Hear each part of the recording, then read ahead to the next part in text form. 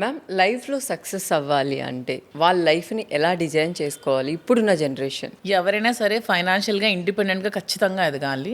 మనం ఎంత ఫైనాన్షియల్గా స్ట్రాంగ్గా ఉంటేనే ఉమెన్ మన కుటుంబం కానీ మన పిల్లలు కానీ చాలా బాగుంటారు. అది ఏ పనైనా కానీ, మీకు టైలరింగ్ వస్తే టైలరింగ్ చేసుకోండి, మీకు పచ్చళ్ళు పెట్టడం వస్తే పచ్చళ్ళు పెట్టి అమ్మండి. ఏదైనా సరే పనిలో తక్కువతనం చూడకూడదు. ఏ పని వచ్చినా చేసుకొని స్వతంత్రంగా ఆర్థికంగా బాగా బలంగా ఉండాలి. ఫైనాన్షియల్గా ఇండిపెండెంట్గా ఉంటే ఎప్పుడు కూడా మన ఫ్యామిలీ చాలా స్ట్రాంగ్గా ఉంటుంది. నేను లేడీస్కి అదే చెప్తాను, ఎందుకంటే ఎప్పుడు మనతో ఎవరు ఉంటారో ఎవరు వెళ్ళిపోతారో తెలీదు. మనం అయితే ఫైనాన్షియల్గా ఇండిపెండెంట్గా ఎదగాలి, ఎవరి మీద డిపెండ్ అవ్వకూడదు. మ్యామ్ మీరు చెప్తున్నారా మన లైఫ్లో ఎవరు ఉంటారో ఎవరు వెళ్ళిపోతారు? అవును, 100% లైఫ్ ఎప్పుడు ఎలా టర్న్ అవుతుందో తెలీదు. ఎవ్రీ ఉమెన్ కూడా ఖచ్చితంగా ఫైనాన్షియల్గా ఇండిపెండెంట్గా ఎదగాలి. మెయిన్గా హెల్దీగా ఉండాలి. మన హెల్దీగా ఉంటేనే మన ఫ్యామిలీ వెల్దీగా ఉంటుంది. అండ్ నెంబర్ 3 ఎక్కువ కూడా మనం మెంటల్గా స్ట్రాంగ్గా ఉండాలి. ఈ 3 కూడా ఖచ్చితంగా ప్రతి ఒక్కరు ఫాలో అవ్వాలి. లవ్ అంటే ఏంటి అసలు? మాధురి గారికి లవ్ అంటే ఏంటి? ప్రేమ గురించి చెప్పేంత పెద్దదాని కాదు, కానీ ప్రేమ అంటే మెయిన్ అండర్స్టాండింగ్ ఉండాలి బాగా. ఇంకా అంతకుమించి నా దృష్టిలో ఏమీ లేదు. ప్రేమ అందరి మధ్యలో ఉంటుంది. డాటర్ అండ్ ఫాదర్కి ఉంటుంది, మదర్ అండ్ డాటర్కి ఉంటుంది, వైఫ్ అండ్ హస్బెండ్కి ఉంటుంది, ఫ్రెండ్స్కి ఉంటుంది, అందరి మధ్యలో ఉంటుంది. మెయిన్ అండర్స్టాండింగ్ ఉంటే ఏ రిలేషన్షిప్ అయినా బాగుంటుంది. కానీ చాలా మంది ప్రేమించి మోసం చేస్తూ ఉంటారు కదా మ్యామ్. ఆ ప్రేమించి మోసం చేసే వాళ్ళకి మీరు ఏదైనా చెప్పాలి అంటే ఏం చెప్తారు మ్యామ్? అసలు అమ్మాయిలు కూడా అదే అంటున్నాను, స్ట్రాంగ్గా ఉండాలి. మీరు ఎవడో మోసం చేసాడని మీరేదో సూసైడ్ చేసుకోవడం, కోల్పోవడం చేయకూడదు. లైఫ్లో ఇంకో ఛాన్స్ ఉంటుంది, వాడు కాకపోతే ఇంకోడు ఉంటాడు. అంతేగాని దానికోసం చిన్న చిన్న నిర్ణయాలు తీసుకోకూడదనే చెప్తున్నాను నేను. ఏం చేస్తే వాళ్ళు స్ట్రాంగ్ అవుతారు బ్రేకప్ అయిన అమ్మాయి? ఫైనాన్షియల్గా మీరు ఇండిపెండెంట్గా ఎదగాలి, మీకంటూ వర్క్ ఉండాలి. మీ వర్క్ బిజీలో మీరు ఎప్పుడు ఉండాలి. దాంతోపాటు రిలేషన్షిప్ ఇవన్నీ ఉండాలి, కానీ అదే లైఫ్ అనుకుని అసలు ఉండకూడదు. సో మనం చేసే వర్క్ లో లవ్ ఉండాలి, కానీ లవ్వే మొత్తం ఉండకూడదు అంతే మ్యామ్. అలానే మోసం చేసే వాళ్ళకి ఈ మధ్య కాలంలో చాలా మంది చెప్తున్నారు కర్మ అని. సార్ ఫోన్ చేస్తున్నారు, లవ్ అనగానే మేడం కి లైట్లు వెలుగుతాయి, లవ్ అనగానే సార్ ఫోన్ చేస్తారు. ఈ లవ్ కి వీళ్ళకి కనెక్షన్ ఏంటో నాకు అర్థం కావట్లేదు. మీరు ఐ లవ్ యూ చెప్తే క్యూట్ లవ్ కూడా చూడాలనుకుంటున్నాను నేను. రాజా, I love you Raja.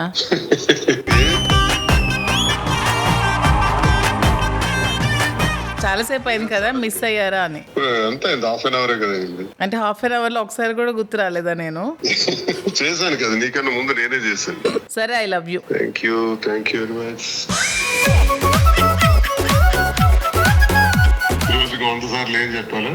I love you చెప్పాలి. Okay, I two. బాయ్. ఎన్నింటికి వస్తున్నారు? మిస్ అవుతున్నావా? అర్జెంట్ గా ఏంటి మీ ఫోన్ వాల్ పేపర్ కూడా సారిదేనా? ఒక్కసారి ఇవ్వండి. ఏంటండి మీ లవ్? నేను లేచినప్పటి నుంచి పడుకునేదాకా అతని ప్రపంచంలో బ్రతుకుతూ ఉంటాలా. మీరు బిగ్ బాస్ హౌస్ లో ఉన్నట్టు సారా హౌస్ లో ఉన్నట్టు. అవును. అసలు మీ లవ్ స్టోరీ ఎక్కడ అండి స్టార్ట్ అయింది? మా లవ్ స్టోరీ సిచ్యువేషన్ బట్టి వచ్చిన లవ్, అందరికీ తెలిసిందే, చాలా సార్లు చెప్పాను నేను.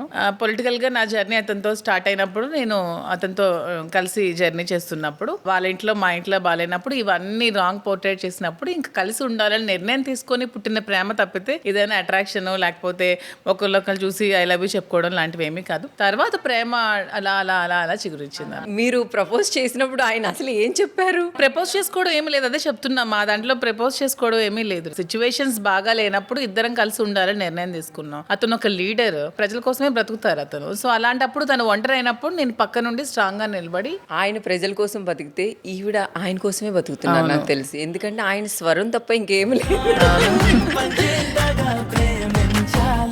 లవ్ లో బ్రేకప్ అయిన వాళ్ళు సూసైడ్ చేసుకుంటూ ఉంటారు. అలా సూసైడ్ చేసుకున్న వాళ్ళకి ఏమి చెప్తారు మ్యామ్ మీరు? లైఫ్ లో సెకండ్ ఛాన్స్ అనేది అందరికీ ఉంటుంది. సో ఎప్పుడు ఒకే దగ్గర ఆగిపోకూడదు. ఇది దేవుడు మీకు ఇచ్చిన జీవితం, మీరు హ్యాపీగా బ్రతకడానికి, ఎవరి కోసమో మన లైఫ్ కోల్పోవడానికి కాదు. మనం పుట్టిన తర్వాత లైఫ్ లో ఏదో ఒకటి సాధించి పోవాలి తప్పితే ఏమీ లేకుండా పోవడం వల్ల అసలు ఉపయోగమే లేదు నాకు తెలిసి. హ్యాపీగా పెళ్లి చేసుకోండి, హ్యాపీగా ఉండండి, అంతేగాని సూసైడ్ లాంటి నిర్ణయాలు అస్సలు చేసుకోకూడదు. మనల్ని నమ్మి మన పేరెంట్స్ ఉంటారు, తర్వాత పిల్లలు ఉంటారు. ఇప్పుడు నేనే ఉన్నాను, నేను ఏమైనా అయిపోయి ఉంటే నా పిల్లలు ఏమై ఉండేవాళ్ళు, నా పేరెంట్స్ ఏమై ఉండేవాళ్ళు. ఇప్పుడు అందరూ హ్యాపీగా ఉన్నాగా. మ్యామ్